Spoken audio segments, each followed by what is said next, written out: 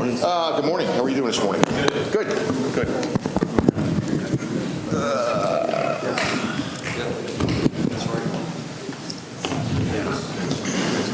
No, I got it on my phone. I want to thank everybody for coming out. And Captain McDaniel is doing family stuff today, so he's not here, but he has left us in really good hands.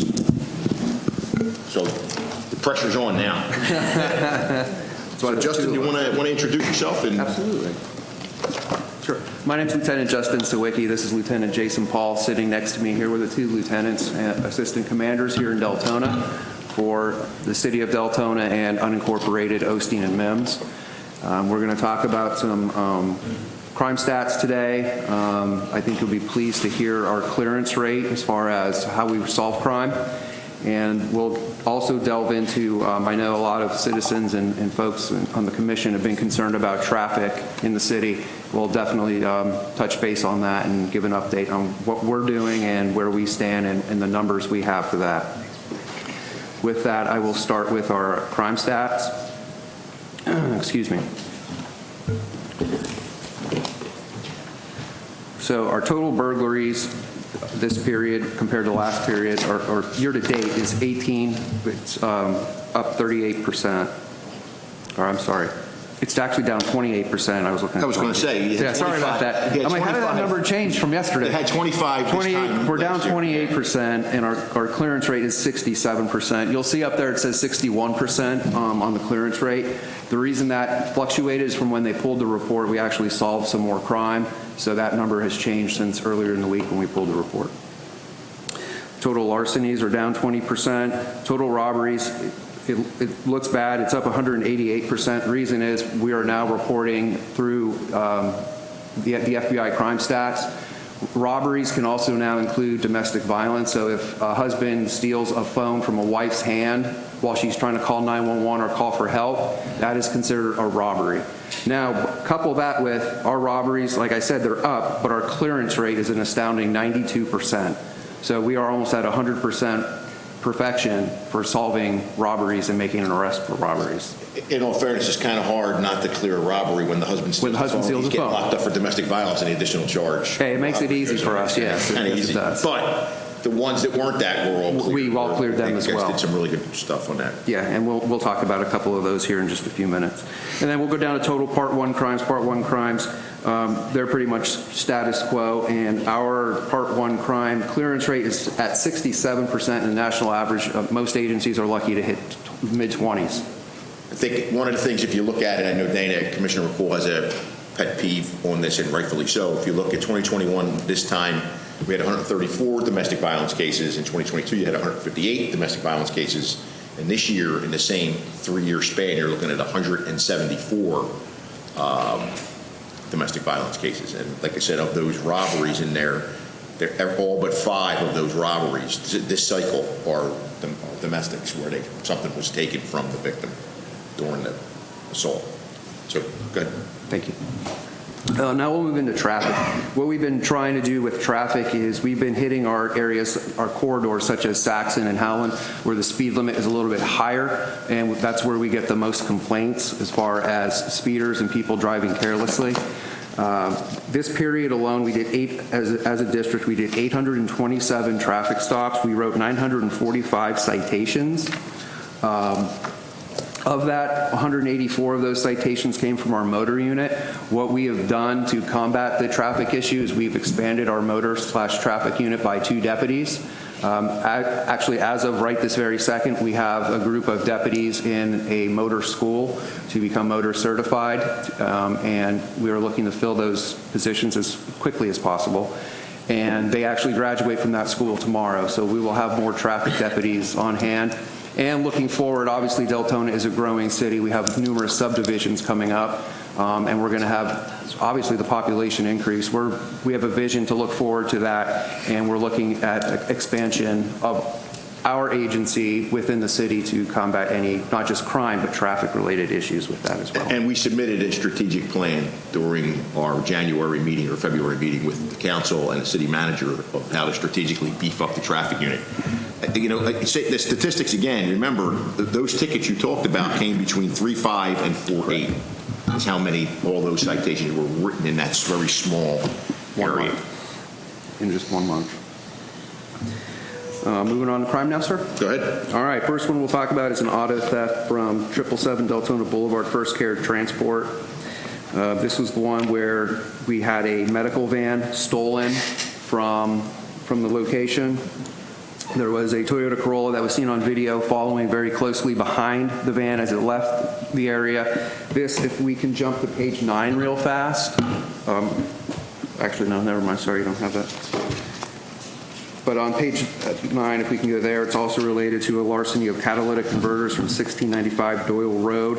This has a South Florida connection with Miami and Palm Beach County, and I'll let Sergeant El Mazi discuss that because ISS took the case over from us. Sarge? Good morning. Good morning. So we recovered this vehicle in Miami. Miami PD was investigating a car theft ring, and they were surveilling the residence. They observed the Toyota Corolla. At that time, they didn't know that it was related to our incidents here. A male took flight. They chased him down. The male had the keys of the Toyota in his pocket. We submitted a search warrant last night to Miami to execute the search warrant on the vehicle. The Cuban national that they arrested, he had a bunch of warrants from St. Lucie County and up to Flagler County.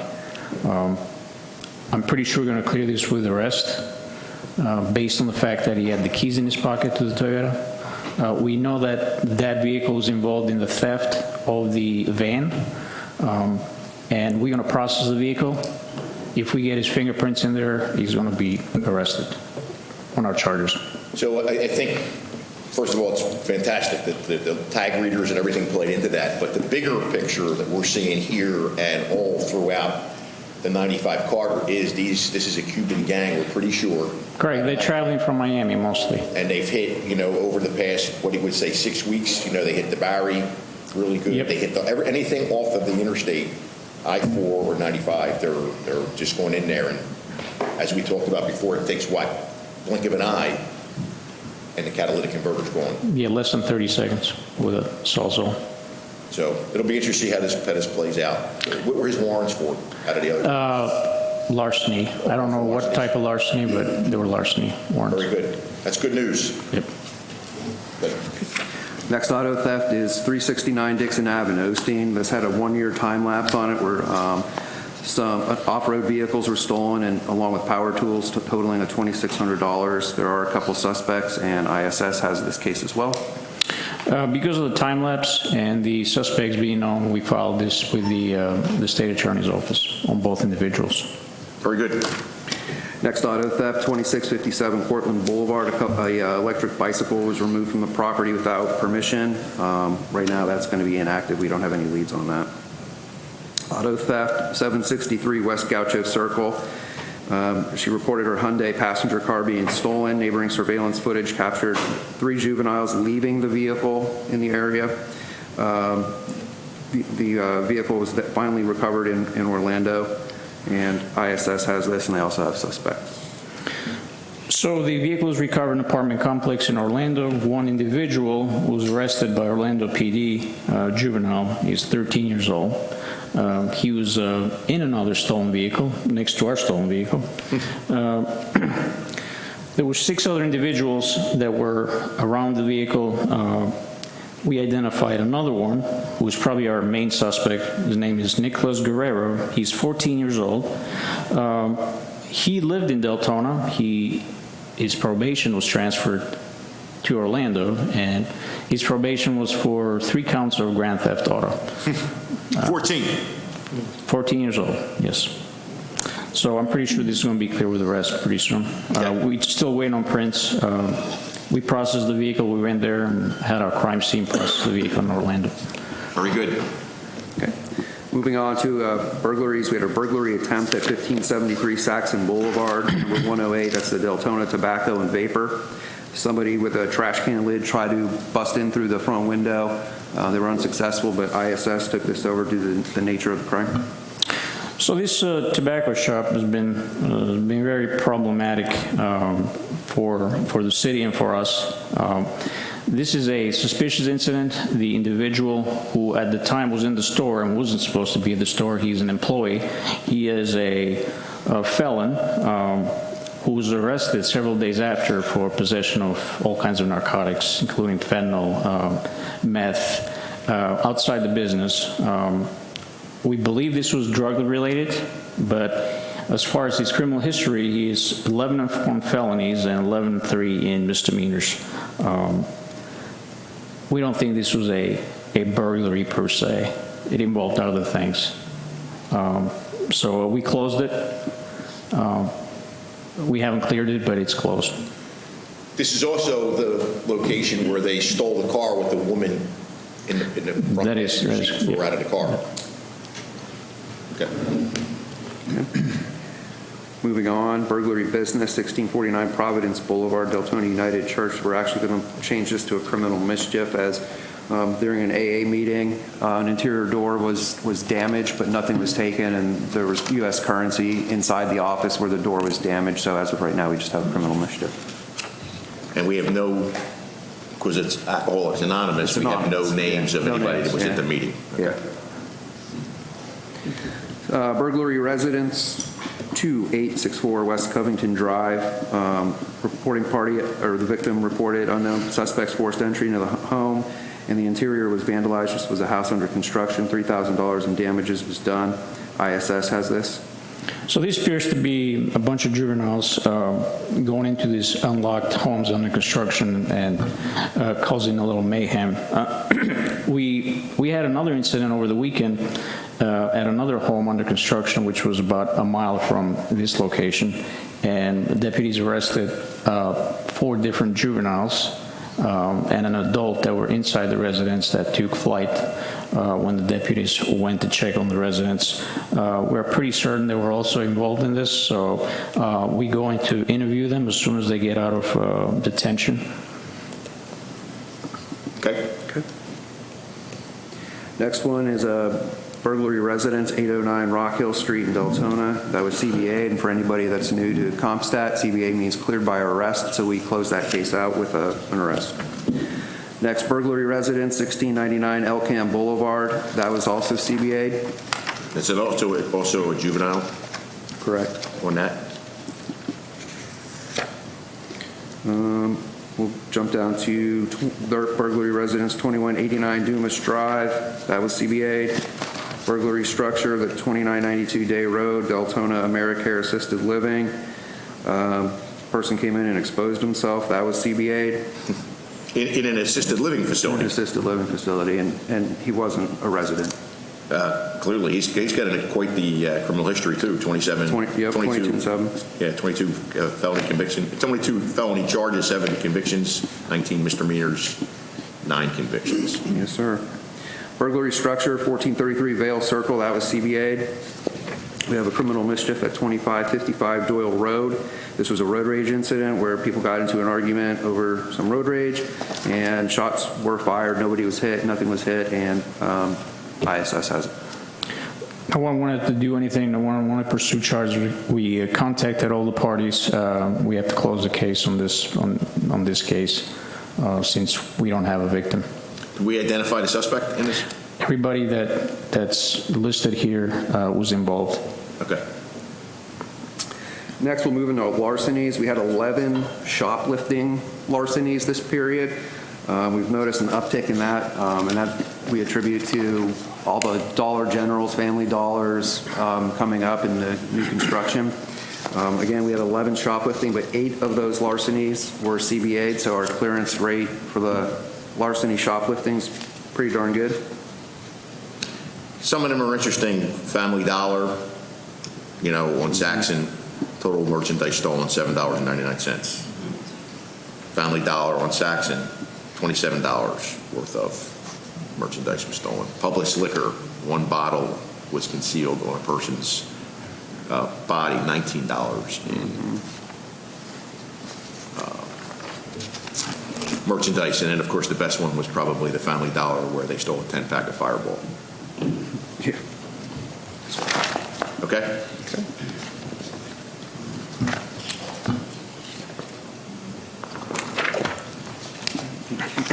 Car brakes? Yep, moving on to car brakes. First one we had in 46 zone, 1951 East Normandy Boulevard. This was yet another unlocked car where a firearm was stolen. Please lock your cars and bring your guns inside and put them in a safe. It helps everybody out. And this is turned over to ISS. As the lieutenant was saying, I mean, we keep seeing this problem where people leave their car doors unlocked, and some of them leave firearms unsecured in there, which 99% of these car brakes are done by juveniles. So you are contributing to one of these juveniles getting their hands on a gun and probably hurting themselves or somebody else.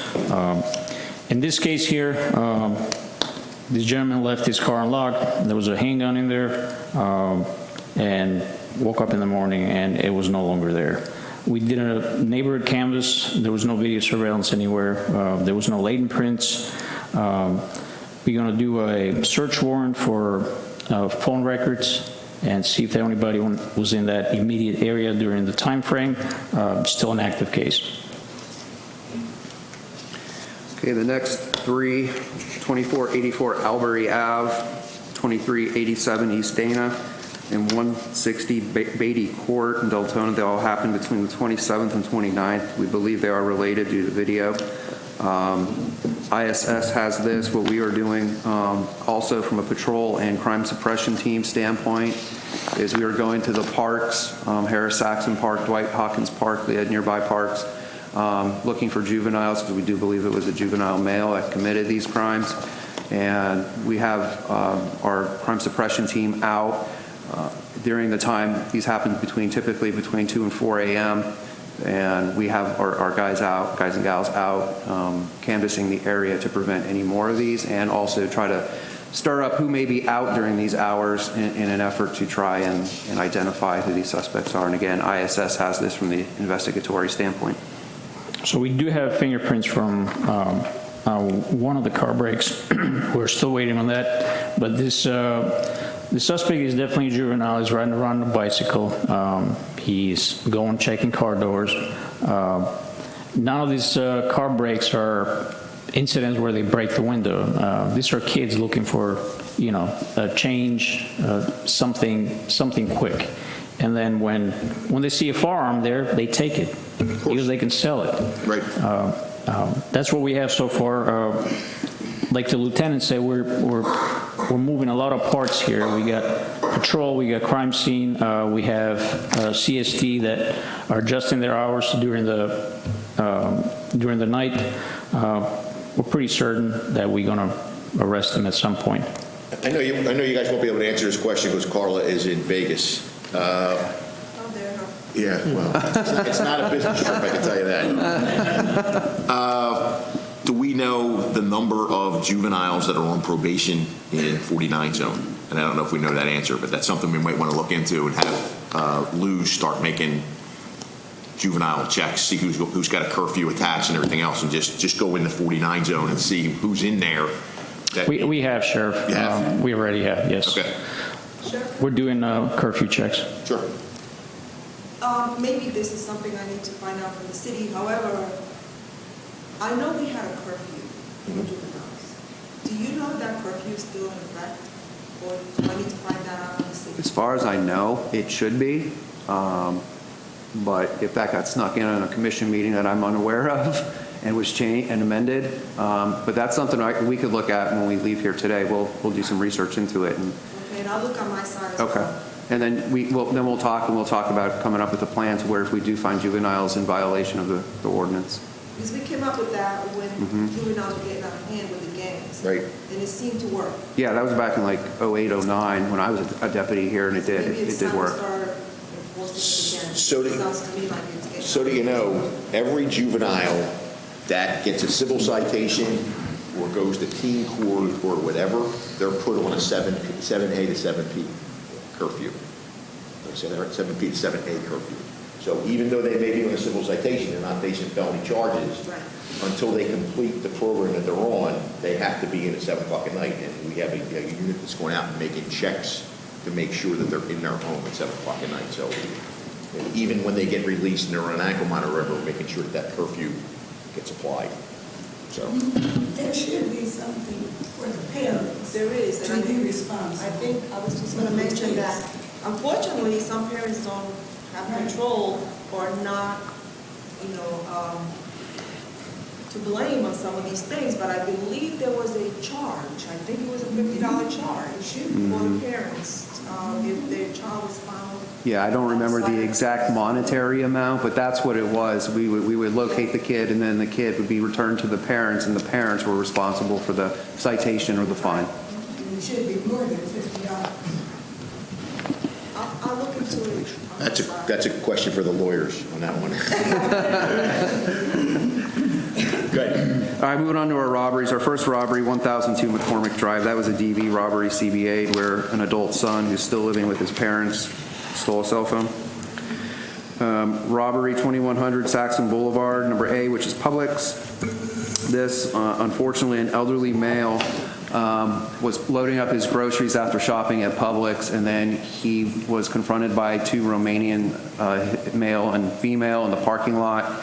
They approached him from their car and said, "Hey, we have some jewelry for sale. Would you like to look at it?" He showed interest, went over, and as he reached into the car to grab the jewelry from them to look at it, they removed a diamond ring that's valued at $3,000 from his hand.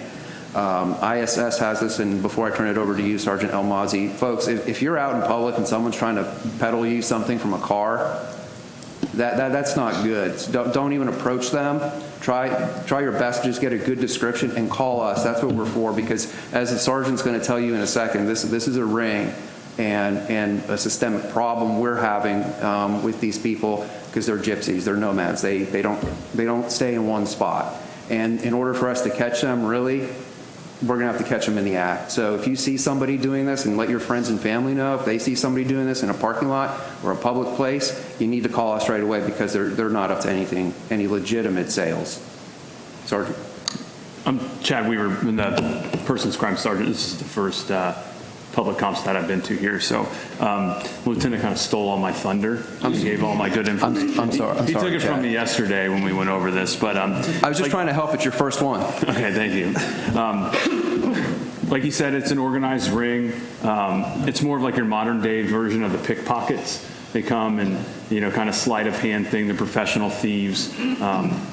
So far, this has been an isolated incident in Deltona. The information that we've reached out to, we've talked to our partners in the federal level, several local agencies throughout the state of Florida, Miami, Tampa, Orlando, and we've identified them. They've been going across the country, 6 or 7 different states now that have been hit by the same group. A lot of them are using fake identification, fake passports, and they're in the country illegally. So, but we've reached out to the feds, and we've been getting some really good information from them. The biggest thing is getting real IDs on them. We've kind of ID'd some of their fake names and some of the fake identification they've been using. But so it's kind of a lengthy process, but we've gotten some good information yesterday. Actually, it's just going to take a little while to get with the FBI and some of the other agencies. You want to talk about how we do have somebody identified, and about their point of entry and how many times they've entered, and how the federal government was nice enough to fly them to a location when they came through illegally? The suspect that we have, and we identified this with some facial recognition software. His name is Nikolai Vasil. He's entered the country illegally multiple times through our southern border. He's come in through Mexico. Through this information, we actually got a lot of this through Hertz rental car, because they're renting cars with stolen credit cards, and then they're using fake Romanian identifications. He's been caught. They've been deported, and they've snuck back into the country. In our research, we found out that this guy in particular, he's wanted by Border Patrol. We're looking to get some information from them. Apparently, they have some good documentation of him. Sheriff, this kind of came up yesterday when I got back, and I talked to Detective Teskey, who's the lead, is some of these names that we've been able to link to him have multiple warrants from Interpol, from Germany, from France. So there's a giant group that's looking for them. So it appears to be family. And again, they've got video of them in Miami. They've got them all over the place. So there's not enough right now on our end to get a warrant for them and charge them. But again, just putting this information together, the feds are they're looking into getting a task force, and it's maybe something that ends up getting handled on the federal level. We never think that would occur in a parking lot in Deltona, but crime is international now. It is. It's not to tell a war story, but we were getting killed in Pelican Bay when I was the chief in Daytona. And that's who it came back to. It came to an organized crime ring out of Romania doing the same thing, renting cars, multiple IDs. And the only reason we caught them, they were breaking into homes and stealing jewelry. They were older, like my age, that were doing it, so you wouldn't think they were out of place walking through the neighborhood. And the only reason we caught them is they didn't return the rental car fast enough. And when they went into Pelican Bay, it triggered the tag reader that the car had been reported stolen by Hertz. We were able to jump it, and there were 4 of them, shitload of driver's licenses. They were sending all the stuff up to a pawn shop in New York, and then it was getting shipped back to Romania. So it's glad to see that this continues. It does. We were actually reached out to another agency down south that this group was involved in recently, and they were at a jewelry store and asked to see a bunch of jewelry, some silver and some gold. And in the midst of everything, distraction theft, they distracted the employee, and they stole the gold and kind of stacked all the silver up where she couldn't, really identify it. And talking to the detective, they're so good that the investigators had to watch the video 10 to 15 times just to see them, slide the jewelry into they had an envelope. And so they're very, very good. Again, so far it doesn't look like this is something that's happening every day in Deltona. I think, again, as they pass through, they victimize people and onto the net. Right. Still got to be on your toes. Absolutely. Our next 4 robberies are all, as we talked about, domestic violence related, where a cell phone was stolen. We'll jump down to page 17. Robbery carjacking, 2880 Howland Boulevard at the Winn-Dixie. Gentleman was into land, befriended another guy. For gas money, he gave him our victim gave the defendant a ride to Deltona. When they got to the Winn-Dixie, the defendant brandished a knife, and a struggle ensued, at which point the victim was slashed in the arm and then retreated out of his car, and the defendant stole the vehicle. The vehicle was later recovered in Daytona Beach near Jean Street, and the defendant was found in a wood line nearby after a positive identification with the victim. This was CBA'd, and detectives helped us with the follow-up investigation on it. This was good. This was good. I mean, this was good. I mean, you're talking, it's not only us, it's the Daytona, you're on the other side of the county, it's tag readers, tracking the car. This was really good technology and good police work. Absolutely. We wrapped this up in about 2 hours, Sheriff. I know. It was amazing from the time it occurred to when you had the car and had the guy in custody. It was really, you guys jumped all over this. And, again, tag readers play a huge role. They're all interconnected in the county and outside of the county. Next robbery, strong arm, 645 Mountain Way Avenue in Deltona. This was involving some juveniles from a school where they had a beef with a kid. They showed up at his house wanting to fight. When he refused, they kind of just hung out in the area waiting for him to leave. He left and went to a Walgreens. When he was at Walgreens, they beat him up and stole his some jewelry and a cell phone. That was CBA'd times 2. Okay. They had aggravated stalking, that was CBA'd. And That was interesting, that stalking case. Her boyfriend is a registered sex offender and a career offender. correct. And he repeatedly threatened to kill her and her family over the telephone. Correct, and that's because of the threats he made. He wasn't just like leaving her flowers repeatedly against her will. He was making threats to her and her family. That's what upped it to aggravated stalking and a felony. And he is 6 and 3 in felonies and 2 and 1 in misdemeanors. And that, as we said, has been CBA'd. Aggravated assault, 2110 Saxon Boulevard at the Wendy's. This was female was on her way to work at the Wendy's. Became engaged in a road rage incident. We do have a suspect, and ISS has this case. This case took a little bit to develop. Looking for video and things like that, we kind of had a hard time. Originally, it kind of started on I-4, and where this is located is right off the exit. But we were eventually able to get some really good video, and we've identified the suspect vehicle. Right now, we're looking for the suspect. We need to interview him, we need to do some search warrants and some things like that. The victim couldn't give a positive identification, but we've done a lot of legwork. Our detectives have done a lot of legwork, and we're working with the crime suppression team, and we're out looking for him and advance the investigation. So there's a story. We made news. This guy made news in Deltona, right? He did. Year ago or 2 years ago. I believe it was in 2019. He had a warrant out for his arrest from the Orange County Sheriff's Office for attempted second-degree murder and discharging a weapon on school grounds. He was at East River High School in Orlando and showed up there. He wasn't a student and fired a few shots. I don't know all the details about the report. I've reached out to Orange County about that. Had warrants for his arrest. Our crime suppression team, again, using the tag readers, his tag hit, gave him the alerts, they tracked him down, and it was actually made the news with the video of the takedown, but those charges were ultimately dropped. And now he's out playing with guns again in Deltona. Yes. So hopefully we'll have him. I know you guys are looking for him, have been actively looking for him, so hopefully we'll get our hands on his ass soon. Yes, sir. Okay. The next two cases, an assault ag and battery ag, they were both CBA. Aggravated battery at 1241 East Normandy Boulevard in Deltona, Bank of America. A homeless gentleman was sleeping in front of the bank at like 2 a.m. Woke up to someone trying to stab him in the chest. Again, a struggle ensued. The defendant then ran off out of the area. ISS has this, and this has been, so far in this investigation, still active, but it's been a great joint investigation between patrol, our crime suppression team, and detectives as well. And I'll turn it over. As the lieutenant said, this just happened over the weekend. So once we were notified about it, we responded. Again, our detectives have been collecting a lot of video. We're still collecting video. We have the suspect on video.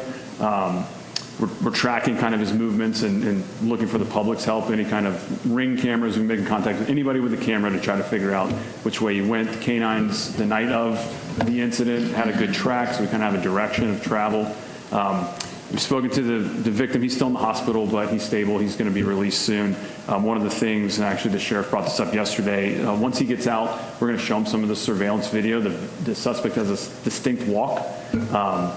Again, some of the things we've been doing with patrol is we've gone out to and identified a lot of the homeless camps. We've made contact with them. We've actually made some arrests for some drugs and some narcotics paraphernalia with the help of patrol. Assuming that this may have stemmed from some kind of beef, it happens from time to time. But and we've been really good about identifying these camps, and as we find them, everybody knows about them. We arrest who we can. Patrol's worked to get them trespassed. I think the city's helped us out on the alleyways back there where they had some drug dealers, and we were able to get them trespassed and things like that. So, talk about why you think it's a targeted. We had a detail deputy right across the street, and yes, sir, we did. So at the Fresco y Mas, they had a detailed deputy until 2 o'clock in the morning. The video that we found shows the guy hanging out around 1 a.m. or so, kind of coming back and forth between the cameras at the Cumberland Farms, which is closed at 11. The attack happens about 7 minutes after the detailed deputy leaves. So it's very apparent that whoever it was knew that the deputy was there, waited for him to leave, and then runs directly across the street, commits the crime, and flees. Good. Okay. Moving on to domestic violence, we had 43 DVs this period. 41 of those were cleared by arrest. We filed one with the state, and we have one currently outstanding where we're still looking for the suspect. All right. Very good. That's it. Eric, you want to touch on narcotics? Yes, sir, Sheriff.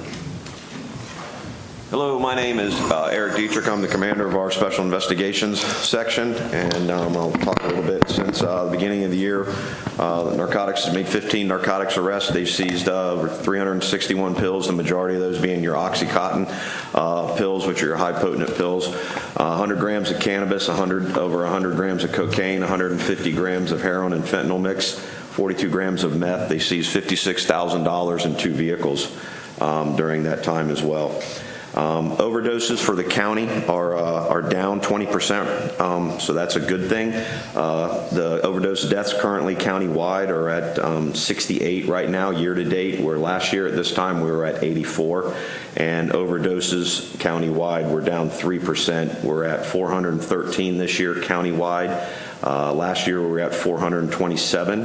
Deltona has experienced 7 overdose deaths out of those 68 that are countywide, and 38 overdoses out of the 413 that we've had countywide. So the death, we'd like to see those numbers at 0, but those numbers for the size of the city, I'm glad to say that they've decreased from the years previously. Which is exactly right. If we were on that trajectory for the last 4 or 5 years where we just kept climbing, Right. this year for some reason I'm sure Narcan's got something to do with the deaths there.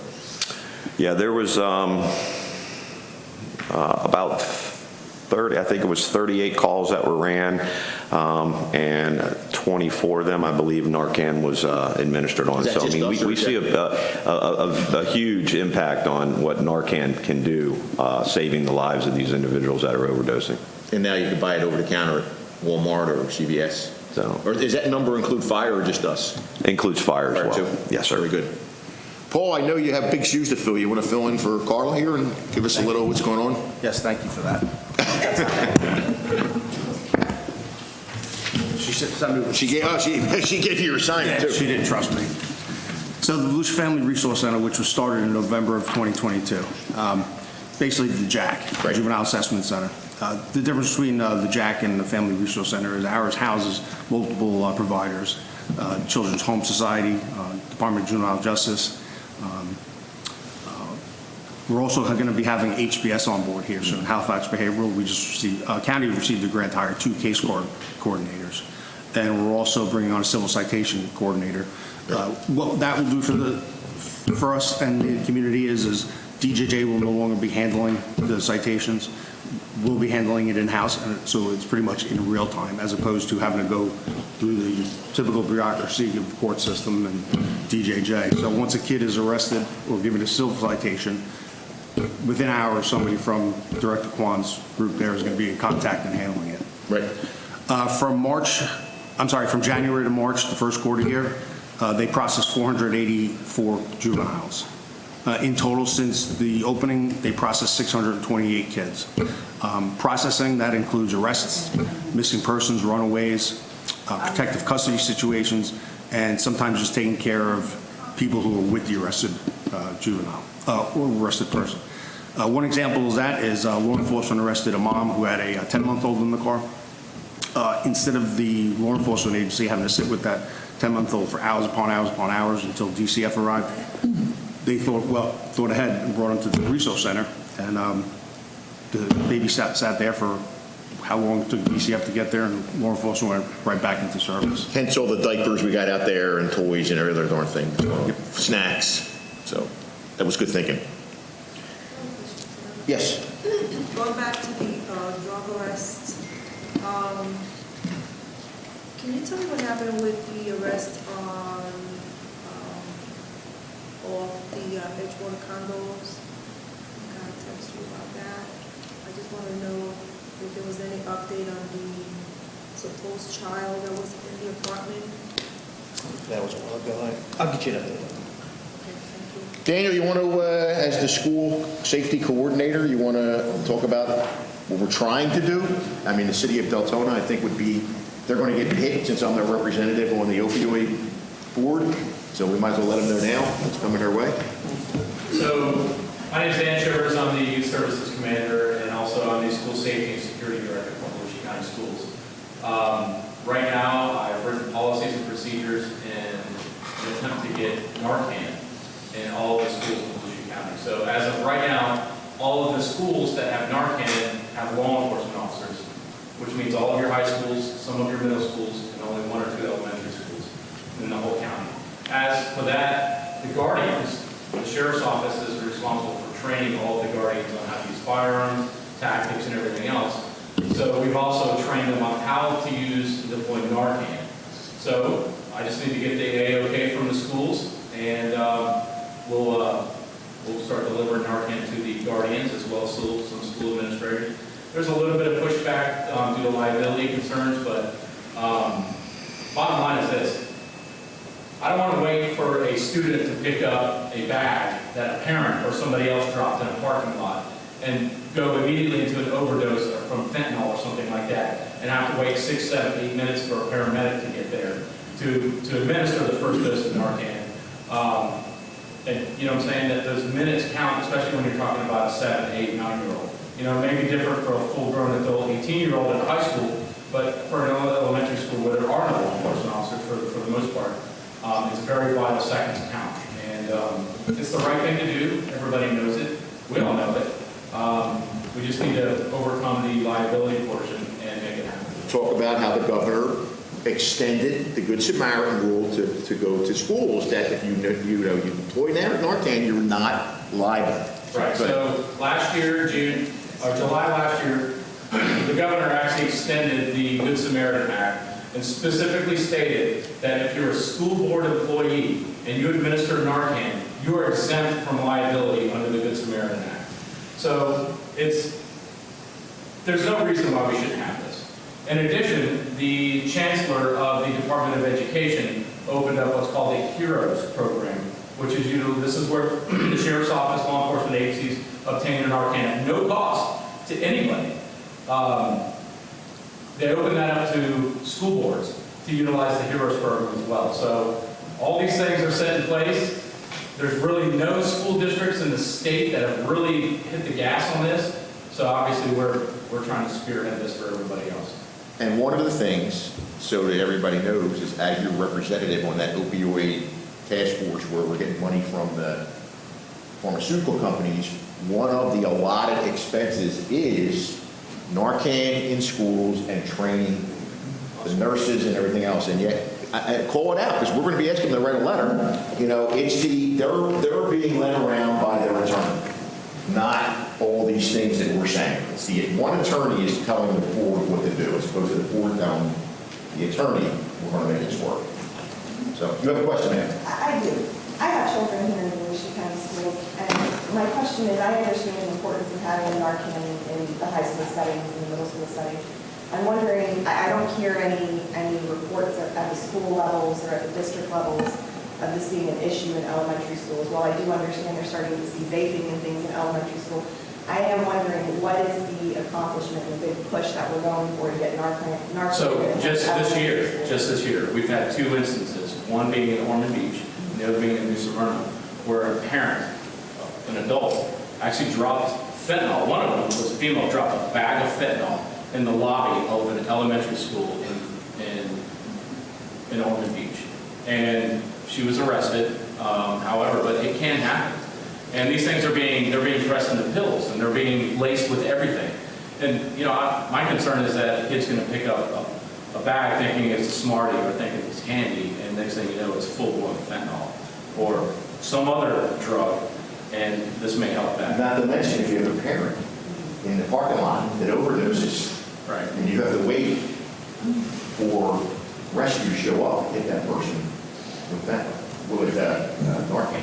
So, and this is just for the nurses and the guardians? Yes. So the guardians, school administration, the nurse would be there as well.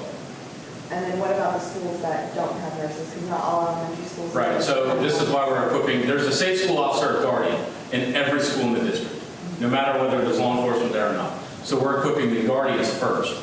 And then we will train, the sheriff's office will train the school administration, like the principal, assistant principals, and whoever they designate as a person that needs to be trained, so that we at least have 2 people that are able to utilize it per policy and per guidelines set forth by the FDA. You're not going to remember this. I could swear it was in Deltona. Served a search warrant. The fentanyl was on the table next to the school bags. I would never remember the address to save my life, but I remember when you guys came back and said, they were packaging the fentanyl right next to the school bags of the kids. I was still in. Was the land? Somebody remembers that? You remember that? Yes. So I took the training. I have boxes in my car right now. Because when you went to training, they give you the fentanyl for free.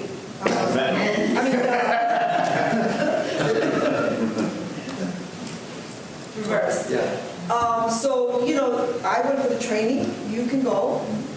You can carry it in your car for emergencies. I was just asking. Oh, no, yeah. So I don't see why, I agree with what the president doing. I'm 100% for it. We're glad that we nominated you to be our representative.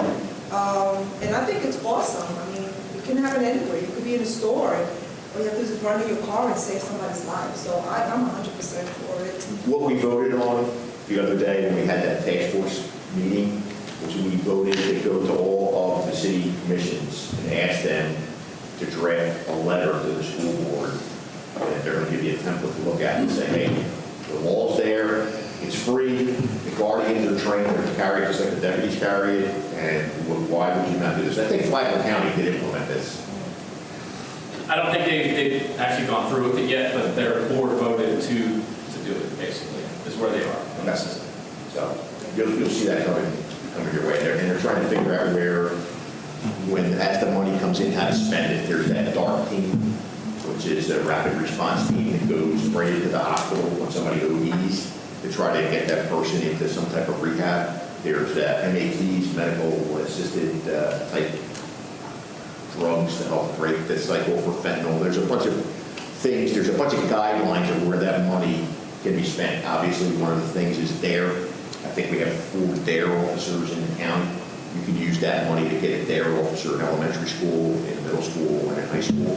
So that's something we're working on. We had 2 DARE officers in the sheriff's office. The problem is getting the school board to schedule the classes that we want to get in. That's the rub to do that. Would you consider doing some kind of town hall here for our Sure. residents Sure. who would like to come get trained and Yeah, we can talk about what that will be. We can settle. I mean, everybody thinks it's going to be a lot of money, but really when you look down to it, you're really got to look at what we think is going to work. We have that guy coming in, and then the meetings are open to the public, by the way. You guys are more than welcome to come and sit in those things at the airport. I'll send something out to you guys when the next meeting is. They're bringing in there's a pilot program in Connecticut that has to do with early intervention and getting to hospitals when people OD. And it's a professor from Yale that has this pilot going, and they're I don't know the percentage of people that they're able to get into rehab. They don't overdose within a year, I think, which is the big point they're looking for. So he's coming into a presentation at our next meeting to see how that works. And obviously, our thing is that the laws are tightening for our end as they work through this legislative process and making sure that when we go after these scumbag dealers and we get them, when we tie it back, that they're absolutely charged. And there's some other things in there that we're going to get on that thing. So we'll get all that for you. Jason, you want to touch on traffic and go over, the mayor came in late, you want to hit him with how many tickets and car stops we've conducted since 3/5 to 4/8. Yes, real quick, I'd like to just go over our traffic homicide unit and what we do as far as Volusia County goes. So the Sheriff's Office has a traffic homicide unit that covers the 4 contracted cities over the entire county: Oak Hill, Pearson, DeBerry, and Deltona. This year is a little more busier than last year. Starting off with, we've had 6 call-outs, 5 in Deltona and 1 in DeBerry. Now the traffic homicide unit doesn't only respond to fatalities, we also respond to serious bodily injury crashes. So 4 of the 6 actually resulted in a death. And starting with the one from New Year's Eve to the most recent one that happened on East Normandy Boulevard. Not all of our traffic homicides are speed related. Some of them are distracted driving, some of them are DUI related, and then some of them are the speed related crashes. Lieutenant Sawicki touched on it earlier. We've written 945 citations this month. We have 6 traffic units assigned to Deltona, 3 motorcycles and 3 unmarked vehicles. Those units are divided into day shift and night shift, so we can attack DUIs and nighttime aggressive driving, as well as school zones, passing school buses, and speed-related incidents during the daytime. I'm sorry, just for clarification, is that 3 per shift or 3 in the whole division over the day? So it's just assigned to Deltona. We have 4 that work day shift and 2 that work night shift, rotating on the different schedules. So we have a traffic unit at least every night to help combat DUIs and, again, driving at nighttime. And then we have 4 daytime units that help with school zones, aggressive driving, passing school buses, and addressing complaints. Like the last month, we had 14 traffic complaints that come in. Complaints come in either by email, by phone call, or by walk up to the districts. Each time these complaints will come in from a citizen of Deltona, it goes into a file that our traffic unit monitors. And then when they get the traffic complaint, they initially formulate a plan, and then they go out and attack that area. We do the best we can. At the same time, we're also hitting our high priority roadways like Saxon Boulevard and Howland Boulevard, as Lieutenant Swicky said earlier today. We do details out there, speed details, laser details, where anything we can do to show the public that we're out there. Majority of the time, we can get people to slow down by them seeing us pulling people over, and not necessarily just being the person who got pulled over. And remember, you also have the deputies that are in patrolling those sectors. That was my next question. They're also. How many officers do we have in that area during the day normally? Well, you see the numbers behind the markers, 45, 49, 44, 43. Those are our zones. Each zone, we have 9 zones in Deltona. Each zone is assigned 1 deputy for the patrol. So that patrol deputy will pretty much monitor that area, but then they can go anywhere within the city if the call dictates, if there's an emergency call. But general patrol, they'll be handling that area of their assignment. Traffic doesn't just does traffic, the zone deputy does everything. They do traffic, they answer calls, they serve warrants. So those 4 traffic deputies are Yes. also included in those zone deputies. So based on the zones during the day, we have 10 No, or 11 officers. the zone, the traffic guys and girls work Are strictly individual. traffic and go to where our hot zones are. So based on the zones, we have approximately 10 officers at all times, plus the traffic units. 9, and then plus the depending on what shift it is, we'll have 4 additional traffic units.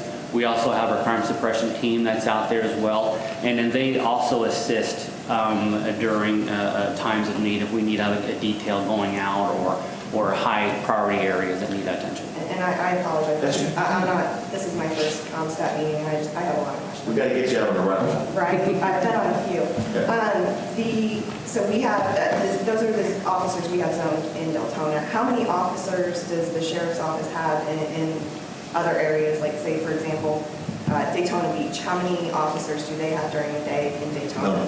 None. And then as they're in the Berry, for example, they don't have a sheriff's department. How many Yes, officers? we do. They have, no, I mean, they don't have their own police department. They contract with us. Right, how many officers do you have in Berry? 20, what's it, 30? 32 were assigned to the city. They have, There's 5 zones total. yeah, but we added two traffic guys to the add? 2 more.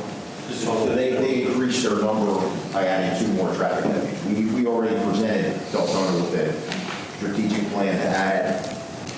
Total 10 is what we're aiming at, an additional sergeant and lieutenant. But that's got to be phased in, you just can't afford to put 10 in that phase. Right, I'm just wondering, because the population size, Deltona is the largest city in the county.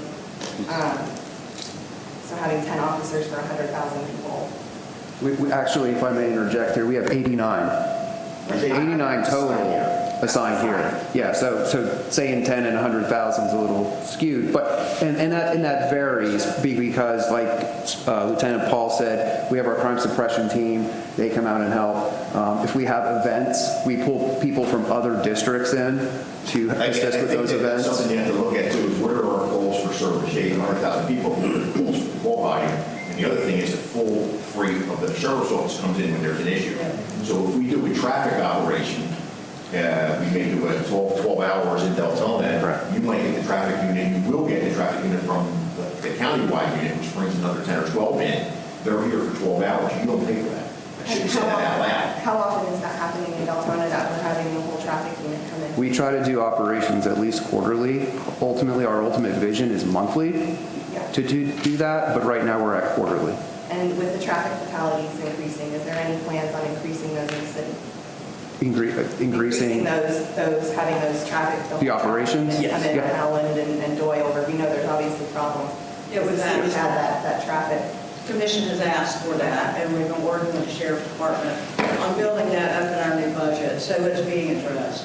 And I could also tell you that we're going to, when the 2022 statistics come out, traffic statistics statewide, we will come and do a presentation as we did several years ago because the number one complaint in America is traffic, traffic, traffic, traffic. So that'll show us exactly where we sit with, I think, 5 or 6 cities throughout the state of Florida have a similar population, and you can look at all the activity, crashes, fatalities, and compare us to everybody else.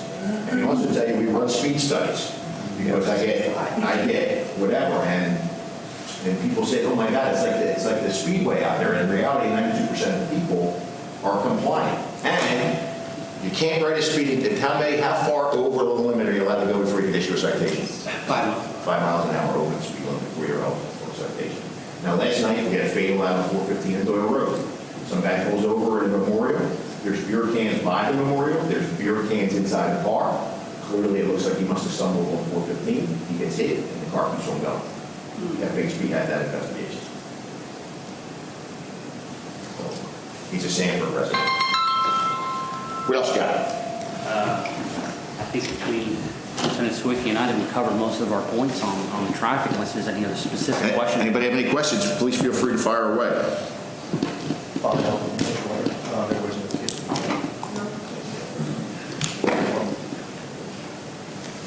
Yes, ma'am. Sorry.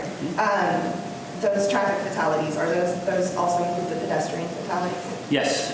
Yeah, any fatality involving a motor vehicle. Now remember, when you talk traffic fatalities, you get to look at the whole county. You had that car speeding juveniles, and they come on April 1st, where four died, and one survived. On ISP. So they happen all day. Sadly, you're putting people in cars, and it's a guided missile. And who's the motorcycle? The motorcycle that fled from us in a traffic stop. The guy ended up dead. Yes. Which one of those? And that motorcycle was found at Sanford 2 weeks prior to the crash. It's not an easy thing. Like I said, every chief and every sheriff said the same thing. I went to a meeting with Carl Young the other day, and it was great because I sat in the back, and they hammered him about Halifax, speeding Halifax. Any questions on speeding? I love it. Towards your car, you got hammered. So, anybody got anything else? I just have one more question. Go ahead. And it's not about traffic. My other question is so I heard the commissioner mention that the city has a curfew, and I know we also have things like, our traffic laws that are city specific, they're not county laws. And I'm wondering, is that something that the county per contract is supposed to be enforcing our traffic? Like the parking and the juveniles out after curfew, is that something that's supposed to be enforced by the police department? Or is that supposed to be enforced by the city? Because it sounds like the city wasn't quite sure if it was still a policy and the county didn't know either. We enforce the curfew violations. And I will be completely honest with you. A parking issue, unless it's a parking issue that is creating parking in front of a fire hydrant, blocking somebody in, that's going to be a low priority and might not get dispatched. That was just my curiosity, is who was supposed to enforce it? The curfew It sounded like nobody kind of knew what the law was. Curfew was us. So that should be being enforced in Deltona if we have it. I can't tell you the We last don't know if time. we have it. I can't tell you the last time they enforced the curfew. Does anyone know? Outside of hurricanes or Years ago. The city still has a curfew. So it should be being enforced. The city still has a curfew. However, it was enforced, from my knowledge, I was not an elected official back then, being involved with youth in the office, in the community, it was being enforced more than 200% because of the gang issues we were having in the city of Deltona. You were the commanding officer, right? Yeah, no, we were enforcing it when we had the opportunity. We kept kids out, I think it was 11 o'clock, we kept kids out and we can't get hold of their parents or whatever, we would enforce it. It just seems like a lot of these crimes, I keep hearing it's juvenile between the hours of 2 and 4, which is curfew. So it seems like this would be something that the city and the county should be really pushing the parents, like, hey, this is still a thing, and if your kid's out, we're going to start. And being a resident of Deltona for 40 years, I'm pretty surprised and pretty disappointed at the same time that when my city commissioner is asking somebody from the sheriff's office, and we just don't know. And it sounds like that's already, like the city's already identified that this is a problem, and how can we help the sheriff's office? Well, the city's going to enforce it. We're going to enact a curfew. But if there's no enforcement of that curfew, it sounds like that's why we're seeing some of the problems, is because we're not enforcing programs that the city's already put in place to try to curb this issue.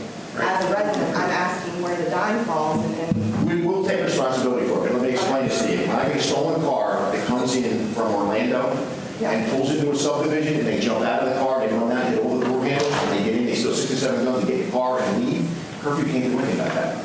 Well, I understand, but if parents are aware that this is a curfew issue, and they're going to start to become responsible, the little penalty he asked, I'm not. I hear what you're saying. And I understand. Good luck holding a parent accountable. I completely understand that there's issues where these are very serious. What I'm saying is these little minor incidents, where things are being stolen, or we have criminal mischief, or car doors are being opened in a couple bucks.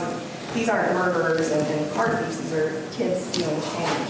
If those kids were kept at home, you wouldn't be dealing with little penalty ads. You're asking us to make somebody be a parent. Right, It's not. and it's not. It's those kids that are caught out at 2 and 4. Are you making sure that the policy that the city has in place that we're asking? If they're caught out there and they're curfewed or they're arrested, I can tell you, you don't drive down the street and see a kid out on the bike and don't encounter that kid. So that city, what you're saying is that city is being, that city policy is being enforced by the sheriff's department? Could we do a better job? Probably. Absolutely. And we also enforce loitering and prowling. That's when someone's out at an hour where a reasonable and prudent person does not or should not be in that area, or they're up to activities and certain totality of the circumstances dictate otherwise.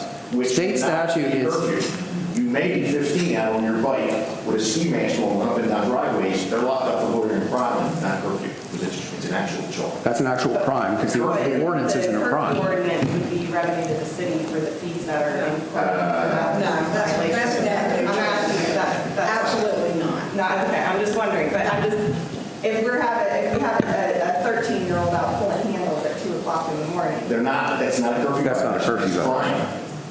So when we kind of encounter them, they're charged with a crime more than anything. So if there's just kids running down the street at 2 o'clock in the morning, even if you don't catch them doing a crime, they should still be picked up and brought home based on They that. would be picked up and brought home. So how many curfew violations have we had? I have no idea. We can get that information. All right. Thank you all. Have a great day. Appreciate it.